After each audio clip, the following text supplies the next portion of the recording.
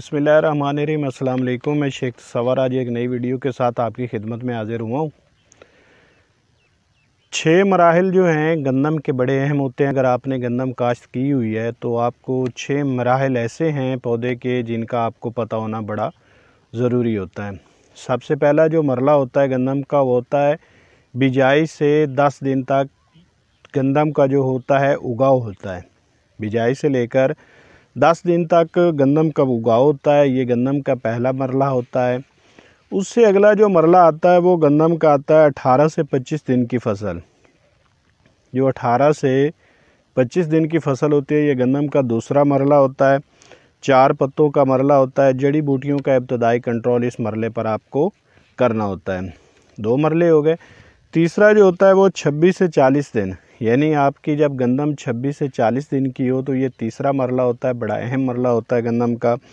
ये गंदम इस स्टेज पर जो है झाड़ बना रही होती है, पौधे झाड़ बना रहे होते हैं। इस को जो है जड़ी बूटियों के कंट्रोल के हवाले से भी बड़ा अहम होता है। उसके अलावा ये झाड़ बनाने का अहम मरला होता है गंदम का। जो चौथा मरला होता है वो होता है 41 से 70 दिन। 41 से 70 दिन गंदम का चौथा मरला होता है। इसमें गंदम जो होते हैं वो तने की गांठ बना रही होती है। गंदम के पौधे जो होते हैं वो तने की गांठें बना रही होती हैं। ये बड़े अहम मरले होते हैं। इस पर खुराक की कमी नहीं आनी चाहिए, पानी की कमी नहीं होनी चाहिए, नहीं तो जो पैदावार है उसमें काफ़ी हद तक कमी होती है। जो 5वां मरला होता है वो 71 से 90 दिन। ये होता है गंदम की गोब का मरला। इस पर गंदम जो है वो सिट्टे निकाल रही होती है, गोब पर होती है गंदम। इस टाइम 80 से 85, 71 से 90 दिन ये इसका उम्र होती है और इस टाइम पानी की कमी नहीं आने देनी चाहिए और पोटाश का इस्तेमाल इस टाइम ज़रूर करना चाहिए। बड़ा अहम मरला होता है।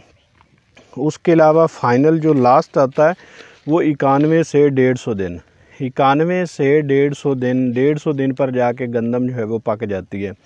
91 से 150 दिन जो है बड़े अहम होते हैं क्योंकि इस टाइम के दौरान दाना बनने और दाना पकने का अमल हो रहा होता है। इस टाइम पानी की कमी नहीं आनी चाहिए और गंदम का बड़ा नाजुक ये मरला होता है। इस टाइम आपको पानी जो है बड़ी एहतियात से लगाना चाहिए और पोटाश का इस्तेमाल इस टाइम ज़रूर करना चाहिए।